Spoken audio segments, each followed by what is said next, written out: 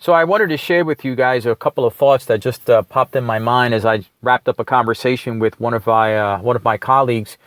It was regarding a prospect that we spoke with about a month ago, and at the time, the prospect seemed to be somewhat interested. He actually had expressed that he was discouraged with what he was doing at work. Really wasn't happy. He was ready for a change. When I spoke with him, he certainly seemed like he was a guy that was on the cusp of doing something different. And so we both got excited. Me and my colleague both got excited about that. We figured, hey, we just met someone who looks like he's at a point in time that's ready for a change. And as you know, timing is everything. So we got excited about that, and we sent him some information for him to review and to look at.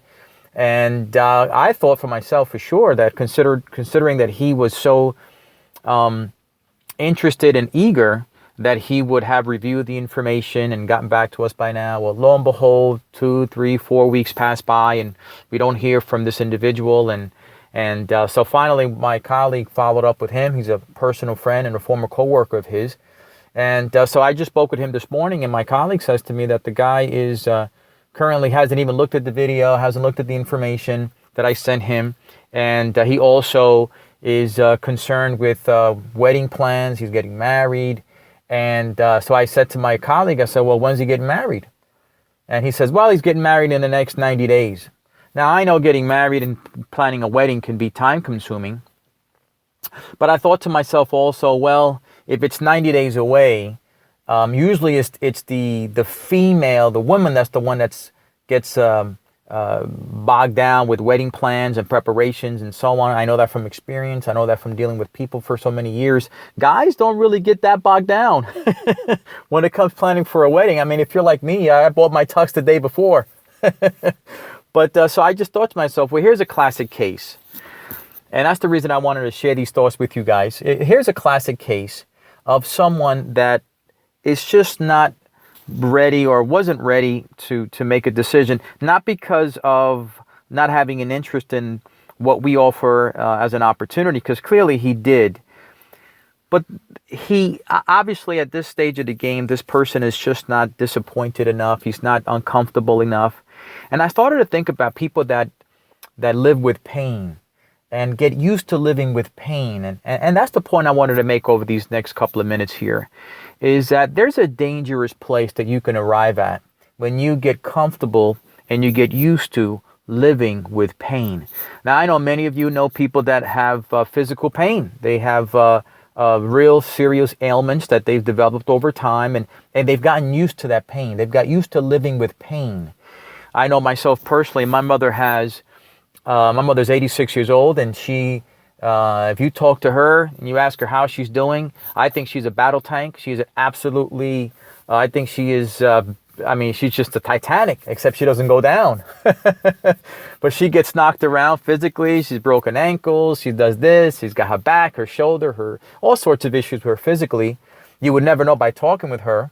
But she's someone that has gotten used to living with the pain of arthritis, the pain of her back, the pain of her eye, the pain of her ankle, the pain of her ribs, the pain of sciatica, all these things that she's gotten used to living with over the years, that at this point, even though they're uncomfortable, she's gotten used to living with that. And that crosses the border with people beyond the physical ailments. And I mean people that get used to living with the pain of discouragement, the pain of disappointment, the pain of being at a job they don't like, the pain of going to work and surrounding themselves in an environment or with people that they don't really enjoy. They get used to living with the pain of a crappy paycheck, or living with the pain of lack and insufficiency, or just getting by. You know, you get used to living with that pain.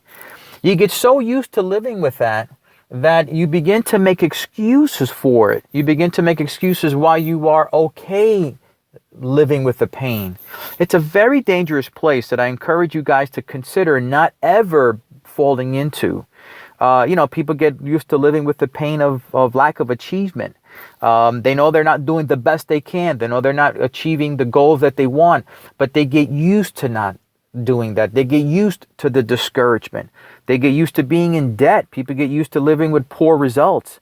They get used to living with the lack of of the physical appearance that they want. They get used to living with that pain. They don't like what they see when they look in the mirror. It's painful for them to see what they look like in the mirror, but they get used to living with it.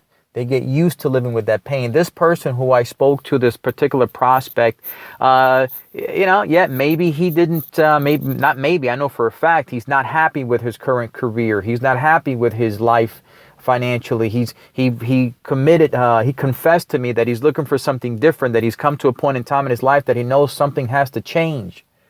But yet he's not hurting enough. He's not hungry enough, or he's not uncomfortable enough that he hasn't taken the time to watch a little video or have a meeting with me and discuss the possibilities of something greater for his life.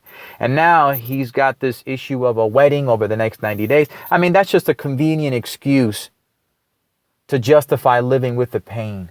I don't believe this fella may ever get out of this situation that he's in, because he'll always find something as the reason for not moving past the pain.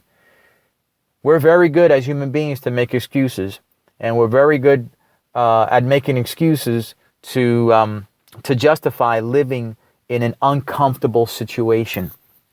I want to encourage you today, whether you are listening to our recording for the first time or if you've listened to many other recordings, I want to encourage you to never fall into the trap of living with your pain. It is not okay to live with the pain if you can find a way to remove it. If there isn't, like my mother she's at 86 years old. Those are just pains that she's going to live with because of her age, and she's settled with that. She's okay with it. She understands, she's accepted it, and she recognizes it is what it is with her. But it doesn't have to be that way with you. It doesn't have to be that way with you. You don't have to settle for living with that pain. I had a conversation with one of my new colleagues about a month ago, and I asked her, why are you here? Why did you decide to get involved with us? Why are you deciding to change your life for the better and moving forward in a better career and making more money? What was the defining motive that drove you to make a decision to get involved with us? And here's what her answer. Her answer was brilliant. This was her answer. It was brilliant. She said, because it is not okay to be broke. Because it is not okay to be broke. That's a person who has made a decision. I no longer want to live with the pain. I encourage you, as you listen to this audio tape, find out what pain you have already accommodated in your life, what pain you have already decided that you will live with, that it is okay to live with, and change, and make a decision thereafter once you identify that you no longer wish to live with that pain. You no longer wish to live under those conditions, and stir yourself enough, stir within you enough the drive to make a change. But you first have to identify the pain and decide that you do not want to have it any longer. And at that point, it's taking the action steps necessary to get out of that painful situation. I hope this helps, guys.